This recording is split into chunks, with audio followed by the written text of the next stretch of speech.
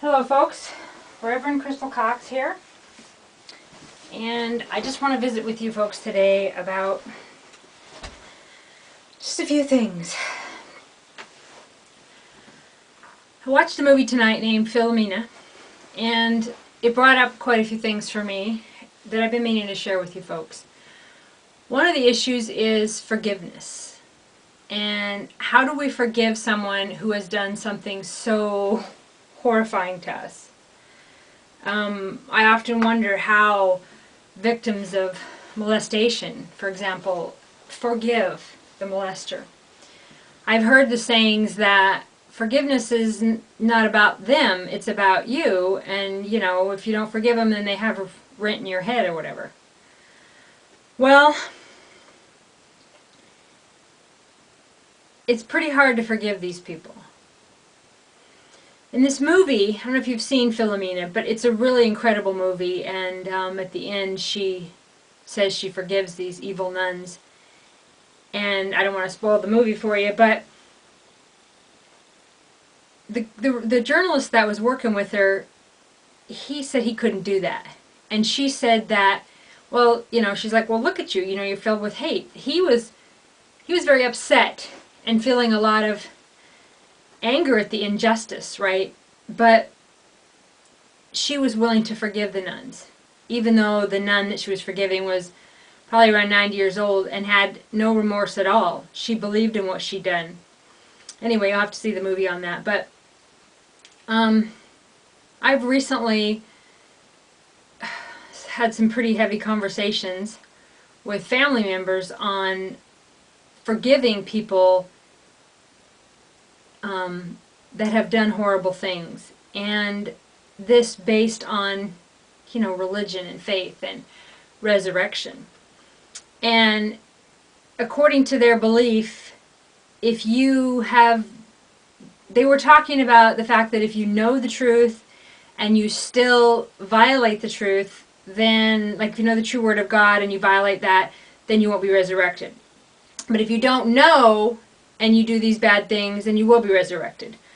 So my question to this family member was that if someone had been exposed, say, for 40 years to the truth, to biblical scripture, had even been baptized and knew then, and still molested their children, first of all, it's hard enough to forgive them, for their kids to forgive them, other people in the family to forgive them, but will they be resurrected within their belief system? And this family member said yes.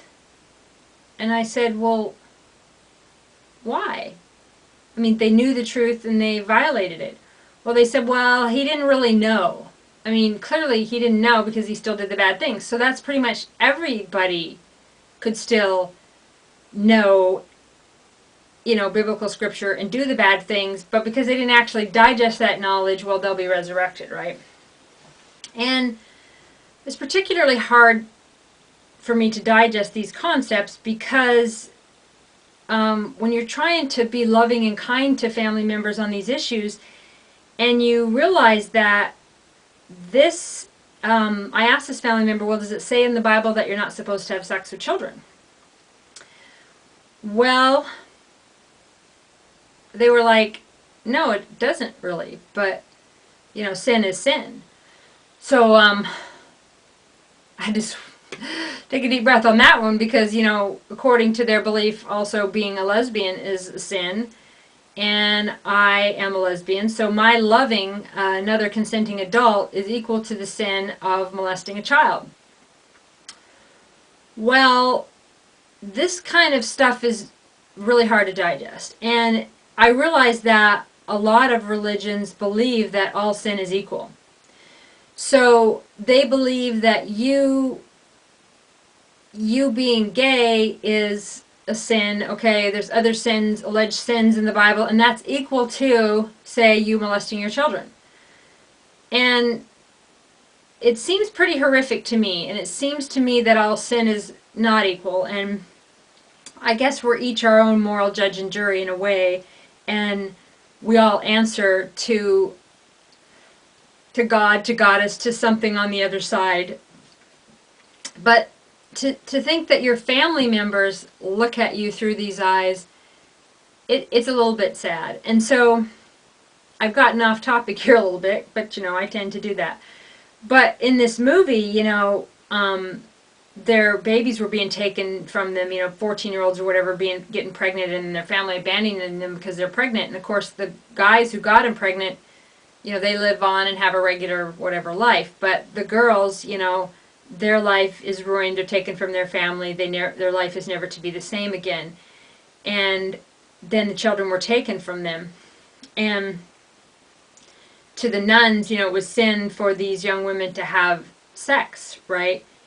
But what the nuns were doing was pretty evil, and they were delivering the babies there, and some of the mothers were dying, and they weren't giving them any, pain medication or anything like that, and that was their pittance.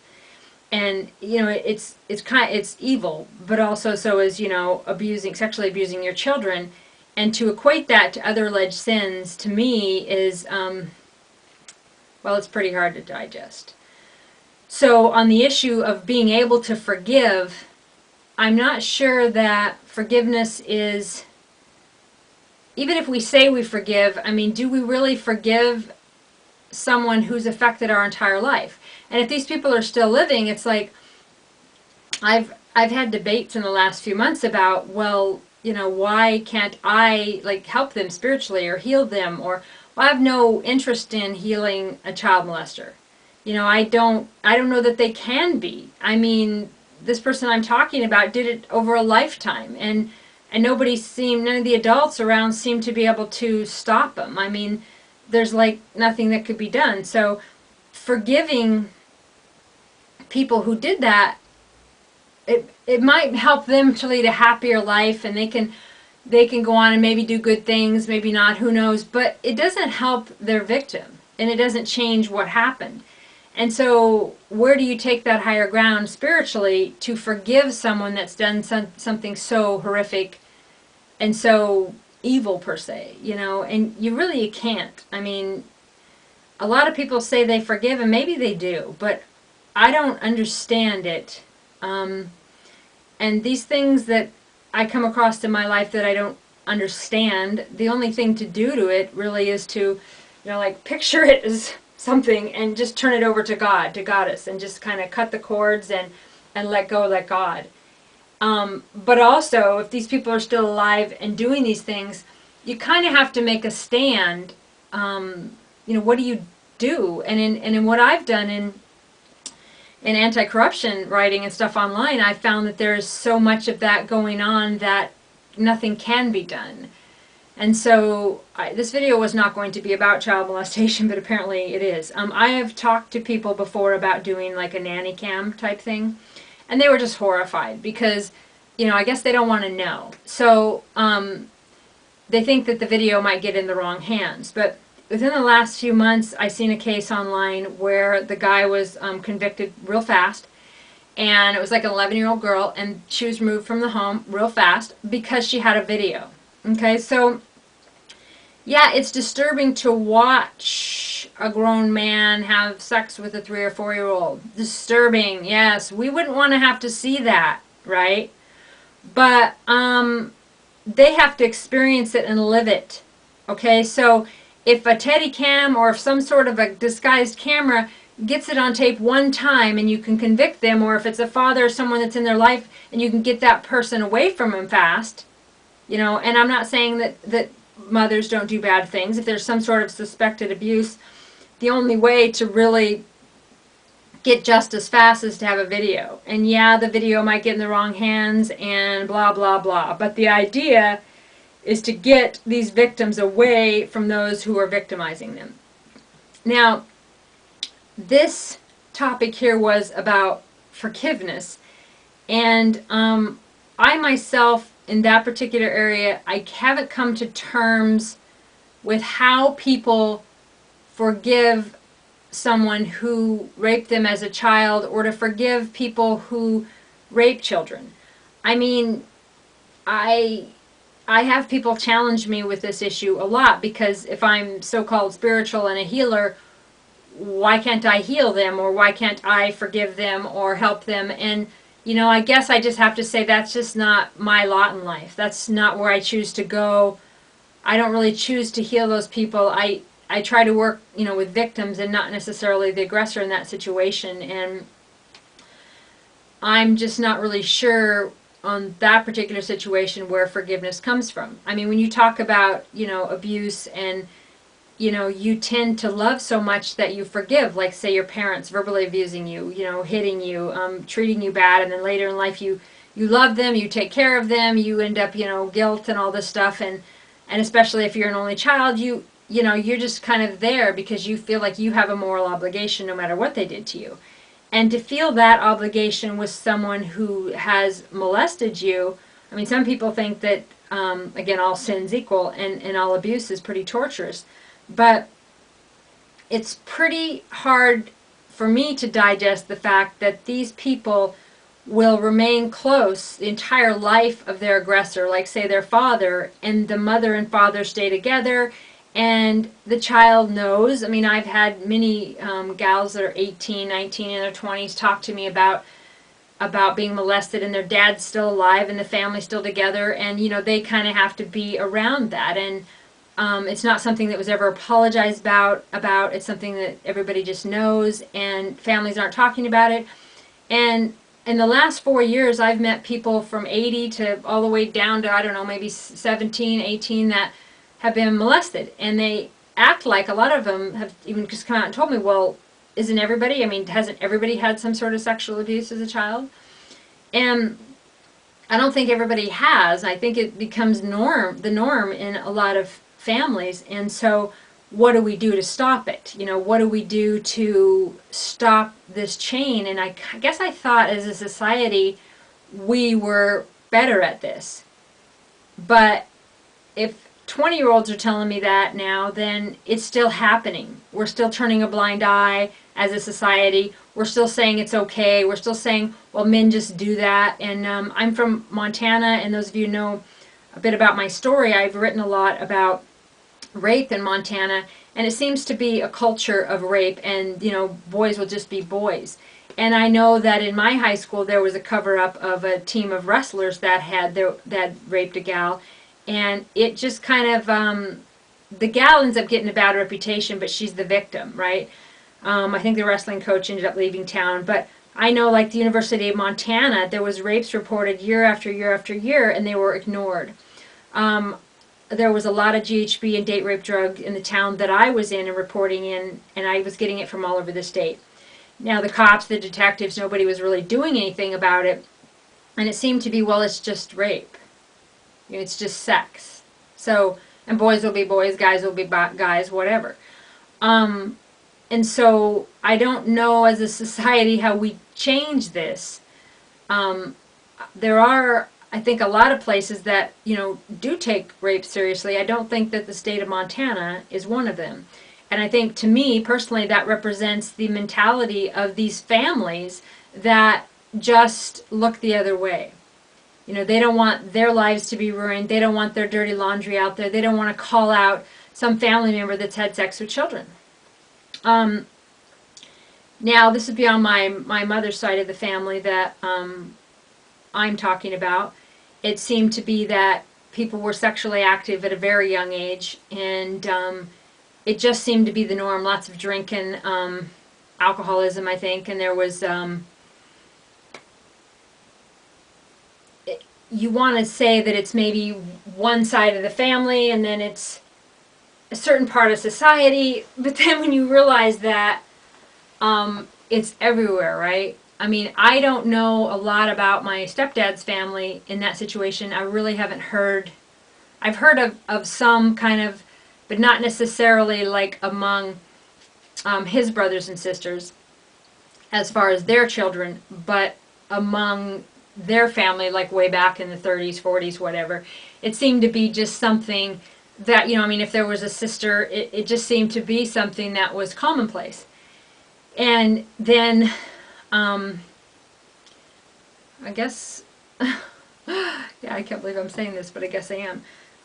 Late in life, late by meaning like in my 20s, I met my biological side of the family, and I you kind of want to just, believe that it's somewhere in some families it just doesn't exist. But I had an uncle come on to me, and I was very surprised, um, because I was an adult. I was 21, and so I was old enough to know the difference. And so as a child, I mean, you might look at it differently, but when you're an adult and you remember, you just go, I cannot believe that you're doing this, right? I can't believe it. And he was quite physical about it, and I kind of had to, like fight him off. And I'm thinking, first of all, you're my uncle. I'm an adult, and then I went to some family gatherings, and I had several relatives come on to me, and I thought, well, maybe it's because I just didn't grow up in the family, and maybe it's just something I should take as a compliment, or I maybe kind of swept it under the rug myself, thinking that I wasn't really family, maybe because I never grew up among them and they didn't look at me that way. But it seems to be commonplace that people are, especially men, they just do these sorts of things, and it's okay, right? And they're still accepted. You think of things like the Jehovah's Witness Church. If you gamble or whatever, you're shunned. Or if you do certain things, you're shunned from the church, right? Why aren't families shunning these men that are raping these children? Okay? Now, back to this person. I just, like I said, I thought it was just me. So I really never said anything about it because I was an adult at that point. It never, I guess, really occurred to me that at that point in time, maybe he actually was raping, molesting my new cousins, the new people that I just met, because I had just met my biological family. It never, you'd think it would occur that if it's going to do it to me, but I'm an adult, and I wasn't really part of the family. So I didn't really make a stand or tell anybody or talk about it.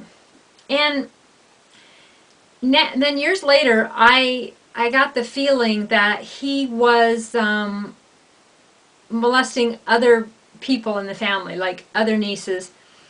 And I thought, is he not, and I now know that he was. But now these folks are adults, and so, what do you do? And you don't really want to out people, but you also want to stop them from molesting new people, right? So what do you do? Risk everybody hating you because you call him out? Ignore it so that he molests nieces and nephews, great nieces and nephews, cousins, whoever he wants, because no one will stand up to him? I mean, none of his brothers, sister, mother, whatever, cousins, nobody stands up to him? Or do they just not know? Or do they not believe the victim? What do you do to stop the chain of events? Well, I guess at this point you'd say, well, yeah, he did that years ago. He's not like that now. It's okay, whatever. Well, what if he's still doing it now? He's still part of the family. I see him in pictures all the time. He goes to family gatherings, standing right there in photos of happy birthday photos right next to the gals he molested when they were children. And people seem to think that's okay. They invite him in. They love him. They might know what he did, but they're condoning it, right? And yeah, you want to forgive him and you want to love him, okay. But what if they're still doing it? What if they got their eyes on another family member? Okay? You turning a blind eye isn't going to help that. So we as a society need to make a stand. We in families need to make a stand.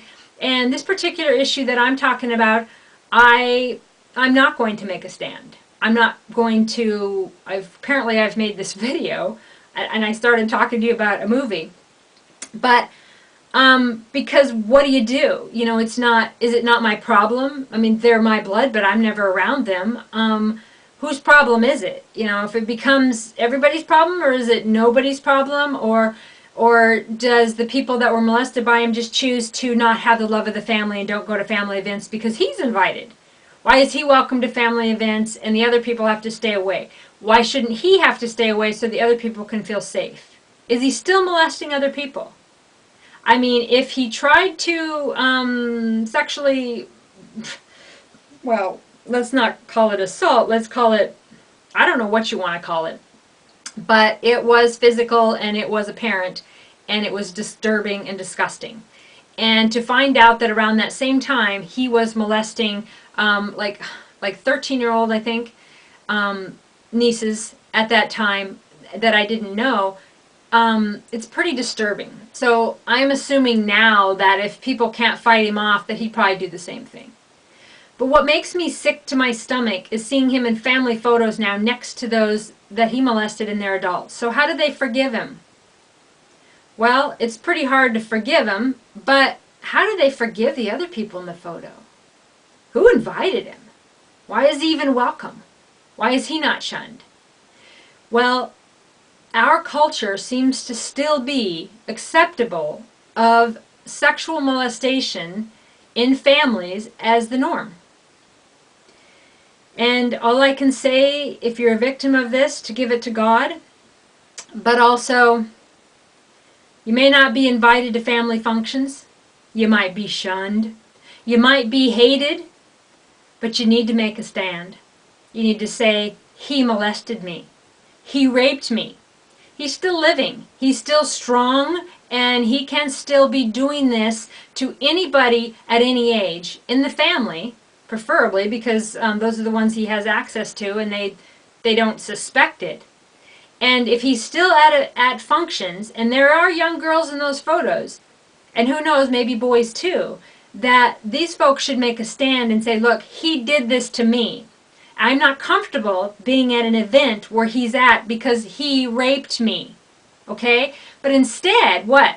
Your all your other family members will probably turn on you and say, well, you're a liar, you're a slut, you're a whore, or maybe even you were asking for it, okay? And they don't stand up for the victims, they stand up for the family member. Okay, it makes my stomach turn. And when I see photos of family functions with this man in the photo with those that he molested, it makes my stomach turn. Now, to me, this is a huge spiritual mission. This is part of what my spiritual mission is. And prayer may be the only way that I can help it for now. But I am at Bringing Back Goddess Church. We are going to implement some programs to help victims of molestation, victims of trauma. And but for now, part of my mission is to help people to make a stand. And when you lose your family because they turn on you because you told on the bad guy, to help you understand their fear and their pain, and to help you find the Great Spirit, God, Goddess, to heal you, and to help you find a way to not forgive them. Because I can't preach that because I don't believe it and I can't do it. You're going to have to go to some other preacher for that. But I can help you to forgive yourself. Okay? That's between you and God. All right, folks. Well, Goddess bless you, and we'll talk again real soon. And tell on them. Don't hang out with them. Do the right thing.